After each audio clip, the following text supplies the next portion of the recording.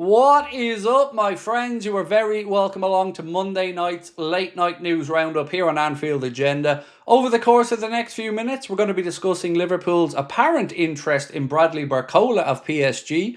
We're going to be asking, are we closing in on the signing of Mark Guehi as per some reports?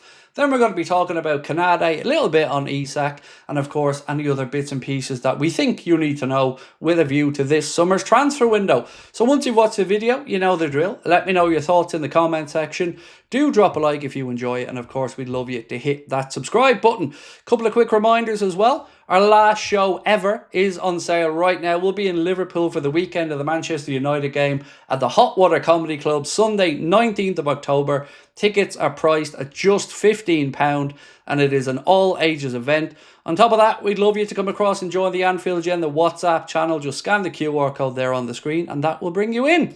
Right, my friends, let's get stuck into the news. So, PSG apparently have a stance on Liverpool's interest in Bradley Barcola. Liverpool seemingly will not be signing Bradley Barcola this summer. Paris Saint-Germain have no plans to sell the player. Fabrizio Romano claims that PSG and the France international are going to be together next season. But this is the funny part for me.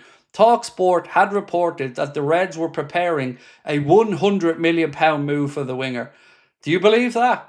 I don't believe that. For a couple of reasons. One, Barcola is a talent, no denying that. £100 million though, really? At this point, no. For a player that is often on the fringes of the PSG team, I wouldn't pay £100 million for him. I don't know where they came up with that number, but for me, the whole idea of Liverpool going after him for £100 million is absolute nonsense. I think there's just much better value options out there, and I would be pretty upset if Liverpool spent £100 million on Barcola, but maybe you disagree. If you do, let me know in the comment section. I can say, though, that that's one we can put to bed there. Bradley Barcola for £100 million, don't see it happening. And anyway, even if we disagree, PSG have let it be known that it isn't.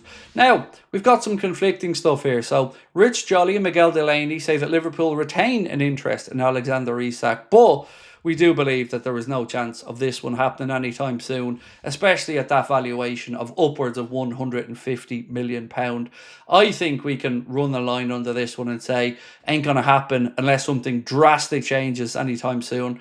Names that we do think are worth keeping an eye on up top, well, obviously Hugo Ekitike is a name that isn't going to go away anytime soon. Some people believe that he's holding out to see what Liverpool are going to do. I don't blame him, as I said on tonight's stream. We're going to talk about some of the other situations in a minute, Ibrahim Kanade and a few other Liverpool players. But on the striker situation, there was a report in Italy that said Liverpool offered both Darwin Núñez and Federico Chiesa to Napoli in exchange for Osimhen, but they wanted about £15 million on top. Let me know your thoughts on that one. I think they're asking a little bit too much there, but also Osimhen wouldn't be at the very top of my wish list, although I know many people would disagree with that one. I've always said on this, for me, whoever the club want to bring in, I'll get right behind, but it does look like we're going to have to at least bide our time a little bit longer. Napoli are talking with Liverpool, I believe, or about to start talking with Liverpool over price for Darwin Núñez. They've had meetings with Darwin's camp over the weekend. They've apparently gone well. So now it's going to see what happens with Liverpool and Napoli. If they can agree a fee, then Darwin Núñez will very likely become a Napoli player. We ran a poll tonight on the stream asking, do you think he joins Napoli? 75% of people said they do. Now, speaking of polls, we asked about the Canade situation. So what we have to stress here is the report was that the first offer the club put to him has been rejected. What we don't know is what the numbers were in that offer and what he was asking for. The report stated that his camp wanted more guaranteed money up front each week and Liverpool wanted it to be more incentivised. So take from that what you will. But we asked the chat tonight, what should we do with the Canade situation? We gave them three options.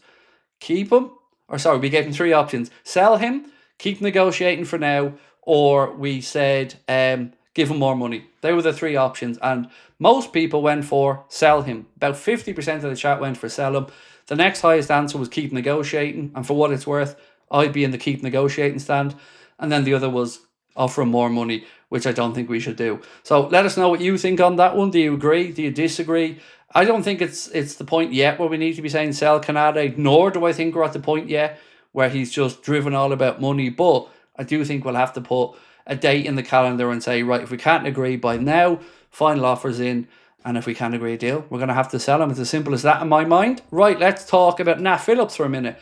Paul Joyce has reported that Nat Phillips has now completed his move to West Bromwich Albion for a fee, inclusive of add-ons, at about £3 million. And like we said earlier on, wishing Nat nothing but the very best, and I'm sure he'll be a hit at West Brom.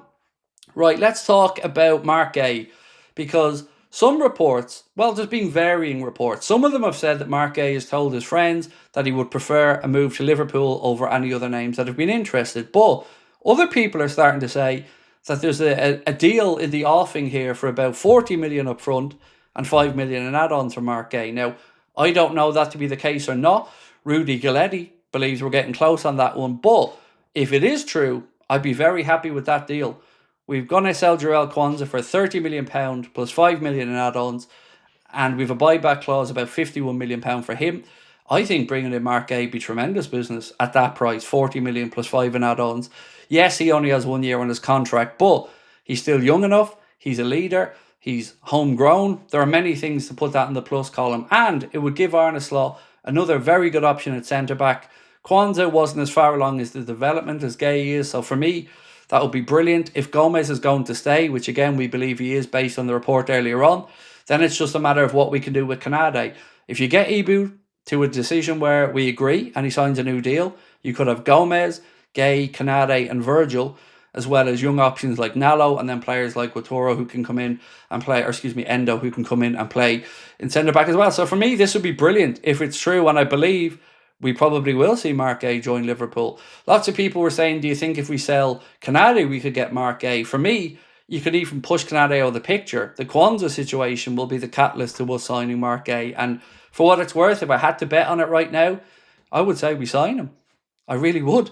So let me know what you guys think on this one. No real news on the Harvey Elliott situation. A couple of people asking about that tonight. Yesterday, we'd reported that Brighton were the latest club to declare an interest there. Other than that, ladies and gents, we pretty much are where we were at. No interest, whether we're getting closer with Federico Chiesa or not, and him moving away. Yes, he's been linked with Napoli, but again, nothing confirmed. And some other fringe players we'll talk about over the next week or two. But for now, that is pretty much where we were at. So, tomorrow, just a bit of a heads up, might be a little bit later with the late night agenda tomorrow. Could be about 9:15 because my little dude's graduating from school. So, got to be there, and of course, show some support to him. I know you'd want me there, so I'll be there tomorrow to cheer on my young lad when he's graduating. But apart from that, we'll be back tomorrow. Video 4:30, 4:45 as normal. We'll be on a little bit later, and then we'll have a late night video as well. But for now, it's over to you to let me know your thoughts. I hope to see you in our WhatsApp channel soon if you're not in there. And again, thank you for your support. Much love, my friends. Enjoy your week. We'll talk soon.